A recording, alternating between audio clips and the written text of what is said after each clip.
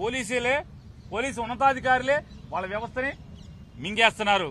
ధైర్యం చెప్పాల్సినటువంటి పోలీసు ఉన్నతాధికారులు లా అండ్ ఆర్డర్ కంట్రోల్ చేయడానికి వెళ్ళినటువంటి పోలీసుల్ని తలకాయలు పైలితే వాళ్ళ మీద సస్పెన్షన్ యాక్షన్ తీసుకుంటున్నారంటే కనీసం విచారణ లేకుండా ఒక వేరే అధికారిని పెట్టి విచారణ చేశారా, ఒక ఆర్డీఓని పెట్టి విచారణ చేశారా, కనీసం ఆర్ఓ ఏమైనా విచారణ చేసి రిటర్నింగ్ ఆఫీసర్ విచారణ చేసి ఇచ్చారా? ఏమీ లేదు. ఏకపక్షంగా దీపక్ మిశ్రా ఏది చెప్తే అది, ఏది రాస్తే అది, అరే బాబు ఓట్లు అయిపోయింది ఇక్కడి నుంచి పోరా అని చెప్పి అన్నా కూడా పోట్లాడు ఇక్కడి నుంచి.